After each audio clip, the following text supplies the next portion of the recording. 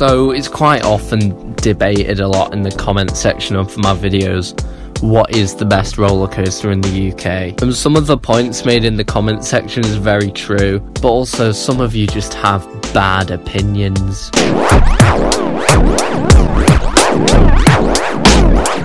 Why do we even let people have their own opinions? So today I've picked a few of the top contenders for the best coaster in the UK, and I'm just going to be debating them now. So first of all, I've got Nemesis. This is many roller coaster enthusiasts' favourite coaster in the UK, and it's not hard to see why. This ride is probably the most intense one in the UK, especially around that helix, and it has some very good positive forces and a lot of whip on it. It's also a very good ride because of the speed it feels like it's going when it goes through the layout, and because it's so close to the terrain it feels like you're going a lot faster than you actually are. But having the best coaster in the UK, they're all a bit shit. Nemesis is probably the best terrain coaster in the UK. Nemesis isn't a tall ride and it doesn't have a big drop at all, but it gradually gets faster throughout the layout, and by the end of it, it's just a really good ride. So you turn around and go into the first corkscrew, which is quite intense, but if you're sitting on the back right, the whip when you get pulled down it is incredible, not like anything else on a UK coaster. Then the helix is just really intense and it's a lot of sustained force, and when you get to the bottom of it, when you start to go up the hill to the 0G roll, you get a lot of force as well. The 0G roll's a fun element and is also quite whippy, and you always feel like you're gonna hit your feet going over the theming structure. Then you go round the turn and down into a fairly intense vertical loop, and then through a tunnel into an overbank turn which doesn't really do anything, and it's the only part of the ride which isn't very exciting. And then you go through the final inversion, which is also pretty intense, and into the brake run. It's not the longest ride in the world, but it feels quite long because it's quite intense and it doesn't need to be that much longer, and what it has is very good. So mainly it's just good because of the force and intensity, the way it uses the terrain and the whip if you're sitting in the right spot.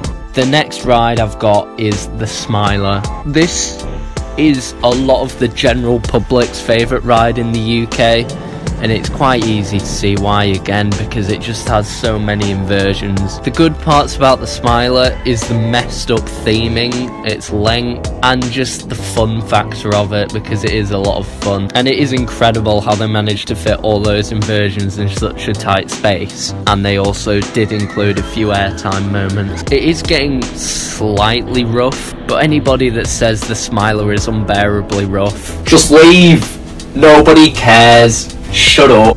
It's definitely a very fun ride, and sometimes it can be a bit disorientating, especially if you don't know the layout of it. So you start off by going underground and doing this turnaround into a barrel roll, which is made to feel like you're going sideways at the end of it, and it's a bit strange, but it takes you into the lift hill. And then you go down into the first corkscrew drop, which is quite a fun drop and it's fairly forceful, and then you get a nice bit of force going into the first dive loop. And the dive loop is a fun element because of the way you sort of get chucked into it, and then you get a nice bit of force at the bottom as well. And then you go into an airtime hill with some trims on it. It doesn't trim you. The airtime is pretty decent. And then you go into the bat wing, which has some quite good force at the bottom, but it does feel like it's getting a little slow at the top. But when you do get hang time at the top, then that is good. And then you go into a corkscrew into the brake run. You've then got a nice vertical lift hill, which is fun. But from here on, you're only half done, so the length definitely is a plus to the ride. But then you get some really bad ear rape at the bottom as the laughing blasts at you. Shut up! So after you get to the top of the vertical lift hill, you go through another corkscrew drop pretty much identical to the one earlier, and then go into the sea serpent roll. This is forceful going into it, and it's probably the most disorientating part of the ride as you roll over in the middle.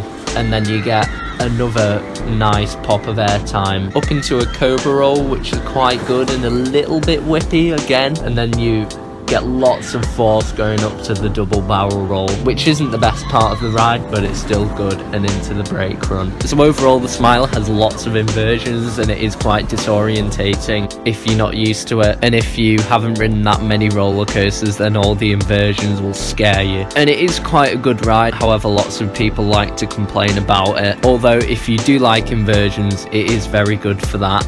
Sometimes you get hang time at the top of the inversions, and it is slightly rough. If you say it's unbearable, then just leave. You're not welcome here. Leave. Mate, come up to Yorkshire and ride the Ultimate and then tell me the Smiler. But yeah, overall, the Smiler, good ride. Lots of people have different opinions on it, and if you don't have the same opinion as me, then you're an idiot. Next coaster is Icon. I feel like with Icon, you either really think it's a great ride and the UK almost doesn't deserve it, or you just think it doesn't really do much. It might not be very tall or very fast, but what it does do is create a really good ride experience with a good variety of inversions, launches, transitions, and a healthy serving of airtime. It has force in places, it's long, it's got lots of different types of forces and elements, and it's got good ejector airtime. Another great thing about Icon is how much freedom you get on it, because the lap bar is not restrictive at all, and you're sitting in these really wide open seats, and when you go through elements with hang time,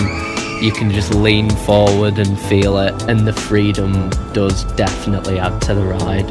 As you roll out the station, you go into the first launch, and anybody who's ridden Icon will know that this launch is not very powerful. However, the actual stats of the launch give it quite high acceleration, but you don't really feel it because the acceleration starts off slow and then gets a lot faster. But when there is mist in the tunnel, then that does add to the launch and make it feel a lot better. First airtime hill, lots of really sudden ejector airtime at the front and lots of ejector airtime at the back going down. You go up into an incline loop, which isn't the best part of the ride. Usually when I'm on that, I'm just thinking about how good the airtime is on the first part. And then you do this nice dive down into the S-bends under steeplechase. These are nice rapid turns, and then you go round into the barrel roll, which is great because it goes through it so slow, you get lots of hang time. And then you go through into these little hops, which give another good dose of airtime into the second launch. And then the junior Immelman is amazing on the back row because you get this really nice mixture of airtime and laterals, and being pulled down is great. Then you go into a Stengel dive, really nice and whippy, and then you get some speed up, go around the corners into another nice airtime hill, round into a helix, which is pretty intense, and then go for a transition which gives whip and airtime. Go around another turn and then go into an off factors airtime hill, which is decent but not amazing. Then you go around the last few turns, heading over the Big Dipper into the brake run. So the best parts of Icon are the airtime hills, where you get lots of ejector, and the freedom you get in your seat, and the length of the ride, and the variety of all the parts of it. If you're into that sort of thing, then you'll think it's a great ride, but if you're not, then you'll just think it's good but a little bit forceless and slow. The next few rides are less widely considered the best roller coaster in the UK, so I'm going to go over them quickly. Stealth is the fastest roller coaster in the UK, and it has some good height to it as well. The main reason Stealth is good is because the acceleration on the first launch is very high. It's one of the fastest accelerations in the world, and there's not many other coasters you can experience that kind of acceleration on. The top hat itself is a very good element. You get lots of force going up, lots of airtime going down, and it's very high, and then you go into the airtime hill. Obviously though, Stealth is short, and that is a big downside to it. If you think it's the best coaster in the UK, fair enough, but I think there's a lot better rides out there just because they're longer. Another one at Thorpe Park is the Swarm. The Swarm has a very good drop, where you're upside down at the top and then you go down. It has a lot of force also in places, and it's got a good feeling of having nothing under your feet, but it has got vest restraints, and it's got decent length to it, but it's not that long. But really, all this ride does is force and inversions, and it doesn't have that many things that are special to it, but it is definitely a solid ride. So the last roller coaster I want to talk about is Megaphobia, because if you like wooden coasters, then this is probably the best one in the UK. Drops really good on the back, it's got lots of airtime, it's got the chaotic out of control feeling of a wooden coaster, it's got laterals, and it is a good wooden coaster, but there are better ones out there in other countries. So these are the rides that most people would consider the best ride in the UK, along with Wicker Man. If you're into your theming, you could also say that's the best ride in the UK, but I don't see many people saying Wicker Man is the best roller coaster in the UK. So whatever your opinion is, comment it below, and be sure to like and subscribe if you enjoyed the video. Also, if you think there's anything I could improve on, put that in the comments as well. I really do hope you enjoy my videos, because a lot of them take a long time to make, and I'll see you in the next video.